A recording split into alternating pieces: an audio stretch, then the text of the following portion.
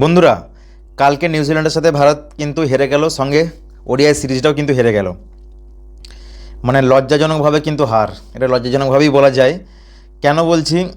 কেননা এই প্রথমবার ভারত নিউজিল্যান্ডের সাথে ওডিআই সিরিজ হারলো। প্রথমবার ওডিআই সিরিজ ভারত কিন্তু হারলো নিউজিল্যান্ডের সাথে।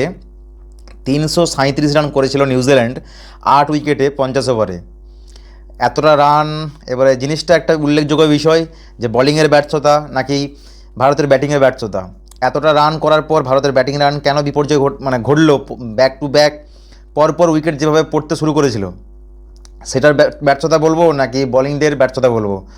অবশ্যই দুটোই ফ্যাক্ট করছে। এই কারণেই বলবো যে 337 রানটা সত্যি এখনকার দিনে বিশাল রান না, তাও বলবো যে রানটা কিন্তু বেশি হয়ে গেছে, বোলাররা রানটা চেপে ধরতে পারেনি।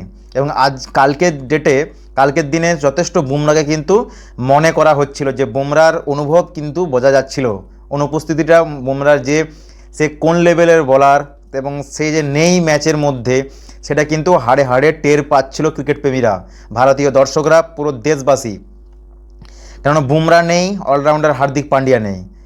যাই হোক, তারা ছাড়াই কিন্তু অবশ্যই তাদেরকে বিশ্রামে দেওয়া হয়েছে। তারা রেস্টে, কেন কন্টিনিউয়াসলি ম্যাচ খেলার কারণে তাদেরকে রেস্টে রাখা হয়েছিল, এবং তাদেরকে ছাড়াই ওডিআই সিরিজ কিন্তু নিউজিল্যান্ডের সাথে ভারত খেললো এবং সিরিজ কিন্তু হেরে গেল।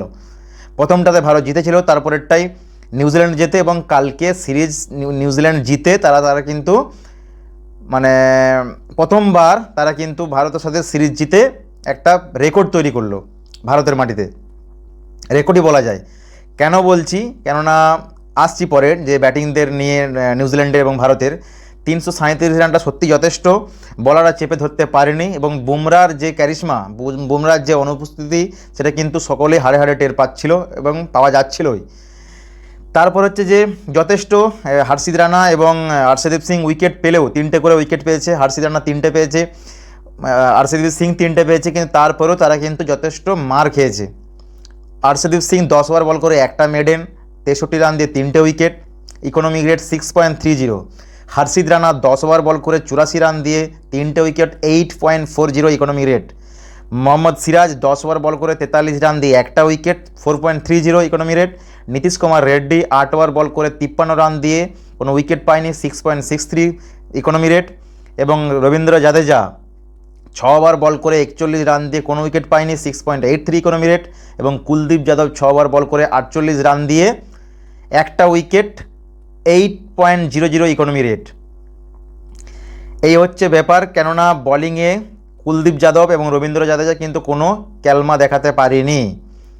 সেখানে মোহাম্মদ সিরাজ একটু চেপে ধরেছিল, অবশ্যই মোহাম্মদ সিরাজের ইকোনমি রেটের সবচেয়ে ঠিকঠাক, এবং বাকিরা কিন্তু সেই মতো চাপে রাখতে পারেনি নিউজিল্যান্ডের ব্যাটারদেরকে, এবং তারা কিন্তু রান সেখান থেকে বার করে নিয়ে চলে যায়। 337 রান করে 8 উইকেটে, এবং একটা পাহাড় সমান রান কিন্তু টার্গেট দিয়ে দেয় ভারতকে, সেটা ভারত করতে ব্যর্থ হয়। ভারত 296 রানে অল উইকেট হয়ে যায় 10 উইকেটে। এবং একটা সময় বিরাট কোহলি যেভাবে খেলছিল, তাকে কিন্তু সঙ্গ দিতে পারলে ম্যাচটা বেরিয়ে যেত। কেন বলছি? টপ অর্ডারদের ব্যর্থতা, টপ অর্ডাররা ঠিকমতো দাঁড়াতে না পারা।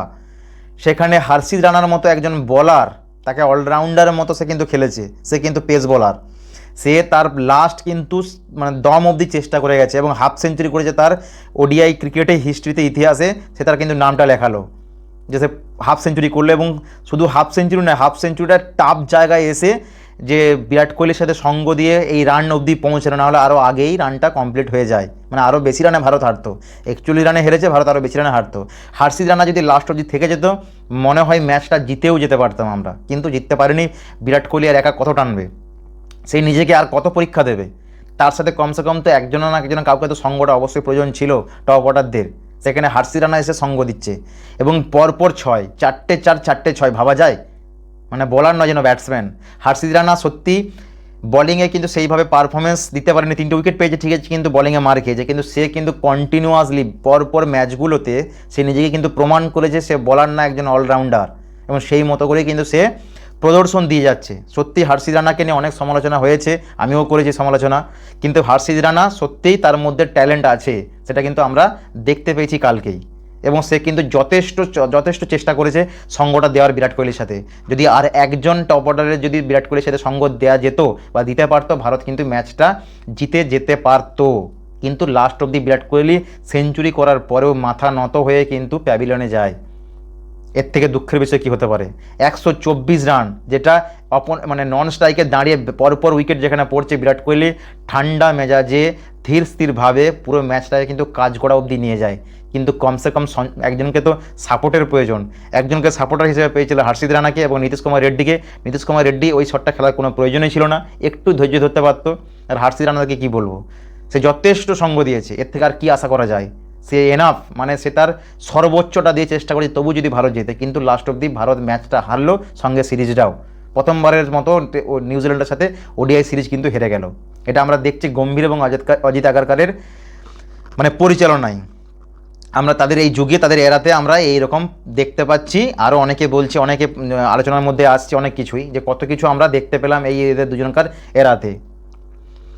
কেন সত্যি বিরাট কোহলি তার কেরিয়ারে ওডিআইতে 54তম সেঞ্চুরি কিন্তু করে ফেললো এবং টোটাল ইন্টারন্যাশনালের সেঞ্চুরি 85তম সেঞ্চুরি কিন্তু হয়ে গেল বিরাট কোহলির। এবং সেই লেভেলের পারফরমেন্স কিন্তু দিয়েছে এবং সে টাফ জায়গায় আবারও নিজেকে প্রমাণ করলো যে কিংই আছি আমি, এখনও শেষ হয়ে যায়নি বা ফুরিয়ে যায়নি। আমাকে নিয়ে যত সমালোচনা হোক না কেন, আমি আজও অবধি সেইভাবেই ভারতকে কন্ট্রিবিউট করে যাচ্ছি, সাপোর্ট করে যাচ্ছি, নিজের সেরাটা দেওয়ার চেষ্টা করছি। কিন্তু কমসে কম তাকে তো একটা সাপোর্টের প্রয়োজন ছিল এতগুলো ব্যাটসম্যানের মধ্যে। বুমরার অনুপস্থিতি তো আমরা বোলিংয়ে দেখতে পেলাম, কিন্তু এতগুলো ব্যাটসম্যান, রোহিত শর্মা, শুভমন গিল, কেএল রাহুল, শ্রেয়স আয়ার, কাউকে আমরা দেখতে পেলাম না সেভাবে সাপোর্ট দেওয়ার মতো বিরাট কোহলির সাথে। নীতিশ কুমার রেড্ডি একটু চেষ্টা করেছিল, কিন্তু সেও ব্যর্থ হয়েছে।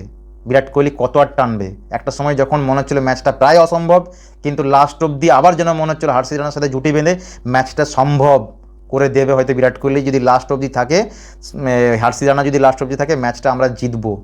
সবাই কিন্তু আশা ছেড়ে দিয়েছিল যখন ব্যাক টু পরপর উইকেট পড়ছে, কিন্তু ক্রিজে যখন বিরাট কোহলি আছে তারপরেও সবাই কিন্তু শেষ নিঃশ্বাস অবধি দম নিয়েছিল যে বিরাট কোহলি যখন আছে অসম্ভবকেও সম্ভব করা যেতে পারে বা করে দিতে পারেনি। কারণ তার মধ্যে সেই অ্যাবিলিটি, তার মধ্যে সেই দক্ষতা, তার মধ্যে সমস্ত কিছু ট্যালেন্ট ভরপুর আছে। কিন্তু কমসে কম একজনকে তো সাপোর্টের অবশ্যই প্রয়োজন ছিল, সেটা কিছু দিতে ব্যর্থ হলো টপ অর্ডারের ব্যাটসম্যানরা। শুভমন গিলের মধ্যে ক্যাপ্টেন্সি, সেটা কিন্তু আমরা লক্ষ্য করতে পারছি না ওডিআই সিরিজে।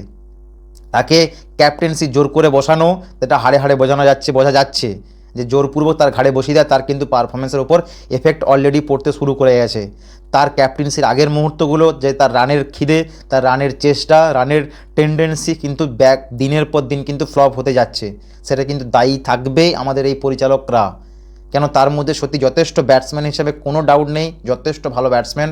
সে তার সেরাটা কিন্তু দিয়ে একটা সময় পারফরমেন্স দিয়ে এসছে। আজকে ব্যর্থ হচ্ছে অতিরিক্ত প্রেশারের কারণে হয়তো বা, সেই রকম কিন্তু পারফরমেন্স আমরা দেখতে পাচ্ছি না শুভমন গিলের মধ্যে। সেই জন্য টি20 ওয়ার্ল্ড কাপে তাকে বাইরে যেতে হয়েছে। ক্যাপ্টেন থেকে, দুটো ফরম্যাটের ক্যাপ্টেন, অথচ টি20 ওয়ার্ল্ড কাপে বাইরে যেতে হয়েছে কেননা পারফরমেন্সের কারণে। রোহিত শর্মা ক্যাপ্টেন্সি সেখান থেকে চলে যাওয়া, অনেক সমালোচনা, অনেক ঝড় বয়ে গেছে। তারপরে কিন্তু তার পারফরমেন্সের মধ্যে আমরা চোখ ধাঁধানো পারফরমেন্স দেখতে পাচ্ছি না। সে নিজেকে কিন্তু সেই জায়গাতে নিয়ে যেতে পারেনি। অ্যাটলিস্ট বিরাট কোহলি না হোক, রোহিত শর্মা না হোক, নিজেকে তো সেই তাদের ছোঁয়াটা তো পাওয়া উচিত, তাদের ছোঁয়ায় এগিয়ে যাওয়াটা উচিত। কিন্তু পারফরমেন্সে আমরা কিন্তু জড়তাটা দেখতে পাচ্ছি, গোটা ক্রিকেটবাসী, গোটা দেশবাসী। কিন্তু এরকম করে চললে কতদিন? বিরাট কোহলি, রোহিত শর্মারা সামনে, অবশ্যই তারা লেজেন্ড, তাদের থেকে অনেক কিছু শেখার বিষয়। কালকের ম্যাচটা অনেক আগেই খতম হতে যেতে পারতো যদি বিরাট কোহলি আউট হয়ে যায়, অনেক বেশি রানে আমরা হারতে পারতাম। কিন্তু বিরাট কোহলি ক্রিজে থাকার পরে 41 রানে হেরেছি। যদি আর একটু সাপোর্ট দিত, যেহেতু এখনও 4টে ওভার ছিল, ম্যাচটা আমরা জিতেও যেতে পারতাম। কিন্তু লাস্ট মোমেন্টে শেষ হয়েও হইল না শেষ, এরকম একটা ব্যাপার। কিন্তু মাথা নত হয়েই ফিরলেন আমাদের কিং কোহলি, আমাদের চেস মাস্টার, আমাদের রান মাস্টার, আমাদের বাদশা। আমাদের কিন্তু মাথা নত করেই ফিরতে হলো প্যাভিলিয়নে। কিচ্ছু করার নেই। সেঞ্চুরি করার পর যে উচ্ছ্বাস, যে উল্লাস, সেটা কিন্তু আমরা লক্ষ্য করিনি। চেষ্টা করেছে তার নিজের দম অবধি, কিন্তু ম্যাচ আমরা শেষ অবধি হেরেই গেছি নিউজিল্যান্ডের সাথে।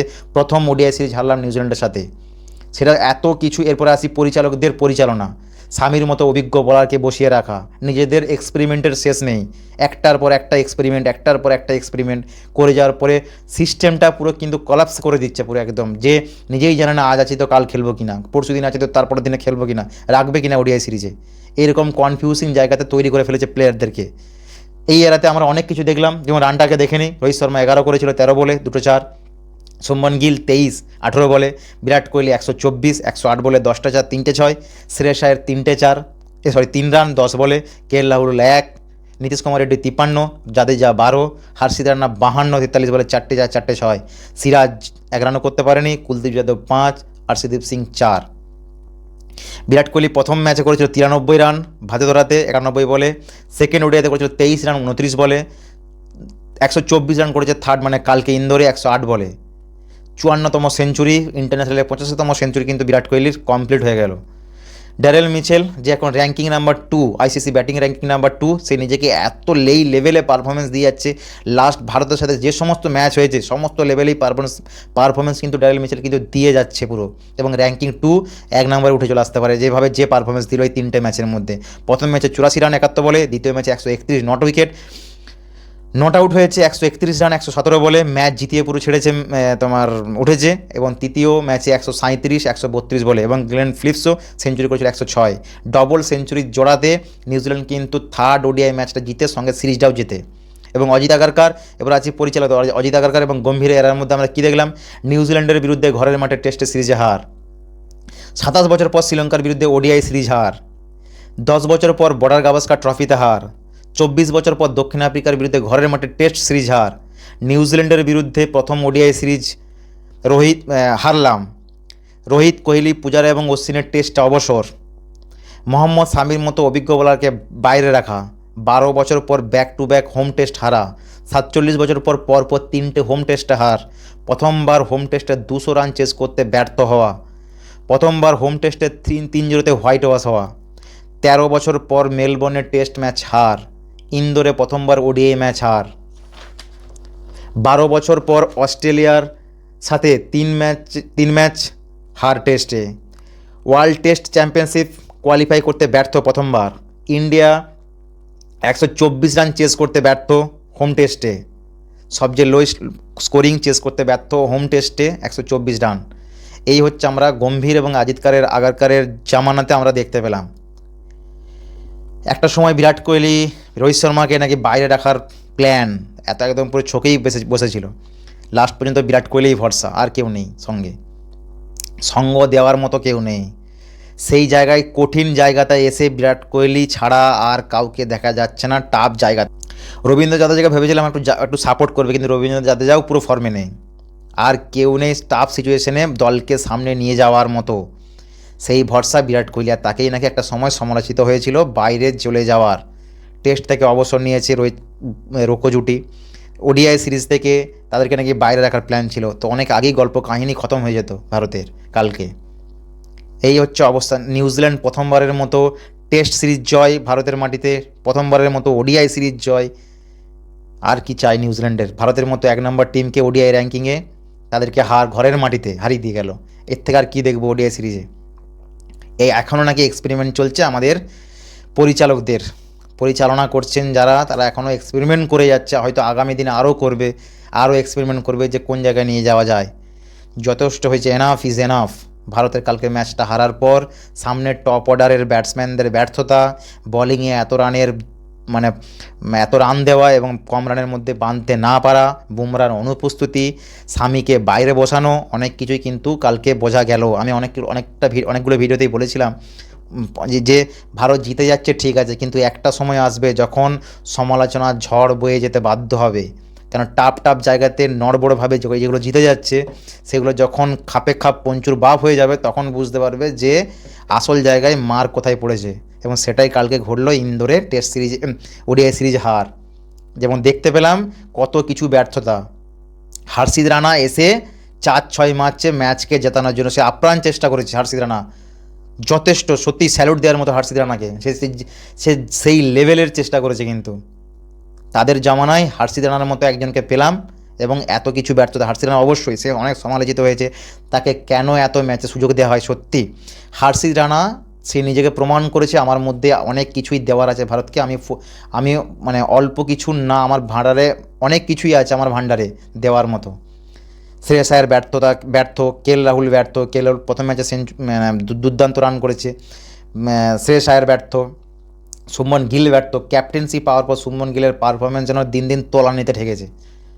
কোথায় গিয়ে দাঁড়াবে কে জানে, পরিচালকরা কোথায় কোন জায়গাতে নিয়ে যাবে, আমাদের কোচ সাহেব, আমাদের সমস্ত মেন্টাররা, তারাই জানে যে কোন জায়গায় ভারতকে পৌঁছে নিয়ে যাবে। মানে ভাবতেও খারাপ লাগছে, ভারতের আমাদের হোম গ্রাউন্ডে এসে নিউজিল্যান্ড টেস্ট ওডিআই সিরিজ তারা পকেটে পুরে নিয়ে চলে গেল। দেখ, মানে নীরব দর্শকের মতো খালি দেখলাম খেলাটা, যে রাজা একাই দাঁড়িয়ে আছে একটা সাইডে, আর কেউ সঙ্গ দেওয়ার মতো নেই রাজাকে। ম্যাচ উতরানোর জন্য কমসে কম একটা সাপোর্টের প্রয়োজন। দুজনকে সাপোর্ট হিসাবে পেয়েছিল নীতিশ রেড্ডি এবং হর্ষিত রানা, কিন্তু ব্যর্থ। তারপরেও খালি বারবার মনে হচ্ছিল পাকিস্তানের সাথে সেই ম্যাচ, যে হার্দিক পান্ডিয়া এবং বিরাট কোহলি অসম্ভব ম্যাচকে সম্ভব করেছিল, কিন্তু আজকে হার্দিক পান্ডিয়া নেই রেস্টে, বোলিংয়ে বুমরা নেই, শামি বাইরে, কাদের উপর ভরসা করা যাবে? হয়তো অনেকেই বলবে যে একটা ম্যাচ হেরেছে তো এত সমালোচনা। সমালোচনা যেটা সমালোচিত হওয়ার কথা সেটাই সমালোচিত হবে এবং হতে হবে। যে সিস্টেম, যে এক্সপেরিমেন্ট, যে প্রতিদিনের সমস্ত কিছু এক্সপেরিমেন্ট করে যাচ্ছে ব্যাটিং বলিংয়ে, তো তার ফল নমুনা কালকে এটা হওয়ারই ছিল। নিউজিল্যান্ড তারা তাদের সেরাটা দিয়ে ম্যাচ জয় হয়েছে, তাদেরকে সত্যি তাদেরকে কুর্নিশ, তাদের কিন্তু সেরা পারফরমেন্সটা দিয়ে ম্যাচ জিতেছে। তারা কিন্তু জোয়া খিচুড়িভাবে বা দয়াতে বা কোনো ক্রমে ম্যাচ জিতেছে কিন্তু না, তারা যথেষ্ট ট্যালেন্ট দিয়ে তারা তাদের খেলার যোগ্যতা প্রমাণ করে তবেই তারা ম্যাচটা জিতেছে, এবং তারা ডিজার্ভ করে কালকের ম্যাচটা এবং সিরিজটা। আমার দিক থেকে আমি মনে করি, আমার পার্সোনাল অভিজ্ঞতা থেকে বলছি, তারা ডিজার্ভ করে কালকের ম্যাচটায়। যে টিমে একা রোহিত শর্মা, বিরাট কোহলি, শুভমন গিল অনেকে থাকার পরেও বিরাট কোহলির মতো একার উপর খালি নির্ভরযোগ্যতা দেখানো যায় বা দেখতে হয়, তো তার ফলে এরকমই আশা করা ছাড়া আর কিচ্ছু না। এরপর সামনের দিকে নির্বাচকরাই ভাববে কী করা যায়।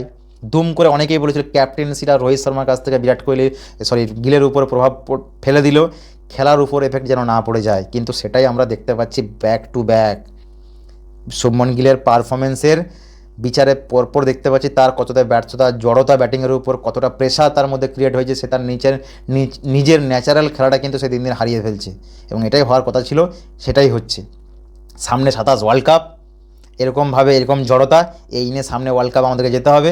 এখনও কত কিছু এক্সপেরিমেন্টের বাকি, কত কিছু দেখতে হবে এখনও। আর 5টা টি20 ম্যাচ আছে, দেখা যাক ওইখানেও কী অবস্থা করে।